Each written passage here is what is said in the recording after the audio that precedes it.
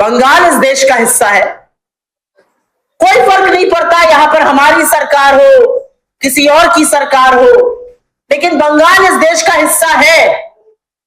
और अगर आपकी नीति, अगर आपके नियम, अगर आपकी लाभकारी योजनाएं बंगाल तक नहीं आ रही हैं, तो यह आपका सौतेला व्यवहार है।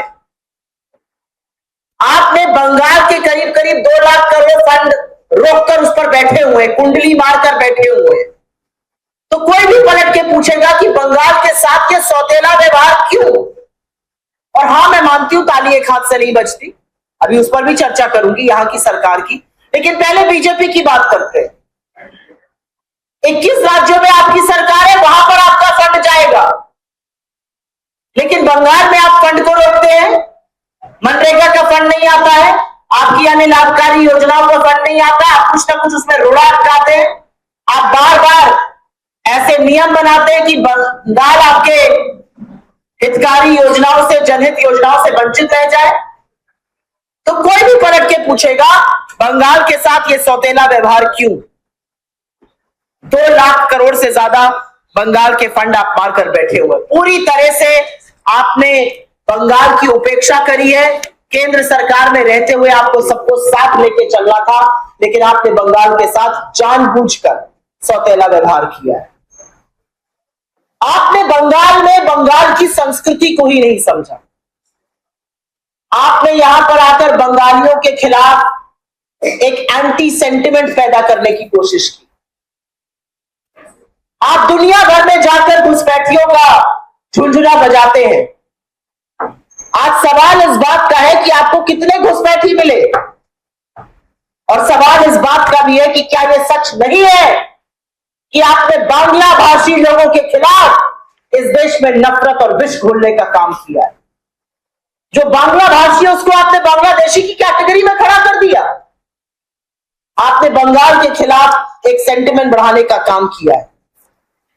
एजेंसियों का दुरुपयोग आप हर राज्य में करते हैं जहां पर आपकी सरकार नहीं है। आपने लगातार लोकतांत्रिक संस्थाओं को धूमिल करने का, उनको कमजोर करने का काम यहां पर भी किया है और पहले भी करते आए। मैं 2 वाक्य बताकर उसके बाद SIR पे बात करूं। इनकी समझ बंगाल की संस्कृति, बंगाल के महापुरुषों, बंगाल के युग पुरुषों को लेकर क्या है, इसका नमूना ये खुद देते फिर रहे हैं। कल यहां पर उत्तर प्रदेश के मुख्यमंत्री आए, मैं और बीपी भाई दोनों उत्तर प्रदेश से आते हैं। उत्तर प्रदेश के मुख्यमंत्री आए और एक सभा के आयोजन में उन्होंने कहा कि स्वामी विवेकानंद ने कहा था, तुम मुझे खून दो मैं तुम्हें आजादी दूंगा। ना आप स्वामी विवेकानंद को समझ पाए, ना आप नेताजी सुभाष चंद्र बोस को समझ पाए। ये बात सुभाष चंद्र बोस जी ने 1944 में आजाद हिंद फौज की एक रैली में कही थी, रंगून में कही थी, और इससे देश में एक नई क्रांति का आह्वान हुआ था। और कितने दुर्भाग्य की बात है कि उत्तर प्रदेश के मुख्यमंत्री, जो यहां के स्टार प्रचारक हैं बीजेपी के, उनको यही नहीं पता कि आदि पुरुष स्वामी विवेकानंद जी की का देहांत 1902 में ही हो गया था। आपने नेताजी के इतने बड़े उद्घोष को, आपको पता ही नहीं है कि यह उनका उद्घोष है। यह स्वामी जी का भी अपमान है, यह नेताजी का भी अपमान है। यहां पर हमारी राजनीतिक मतभेद है और हम पूरे पुरजोर तरीके से उसका अवहेलना करते हैं। उनके अभी हम कच्चा चिट्ठा उनका भी खोलेंगे, लेकिन राजनीति में मर्यादा नहीं भूलनी चाहिए। पिछली बार आकर नरेंद्र मोदी दीदी ओ दीदी कर रहे थे, इस बार आकर अमित शाह ए दीदी कर रहे हैं। आप इस देश के गृह मंत्री हैं या इस देश के नंबर 1 गुंडे हैं? बंगाल मां को पूजता है, इस तरह का तिरस्कार बर्दाश्त नहीं करेगा।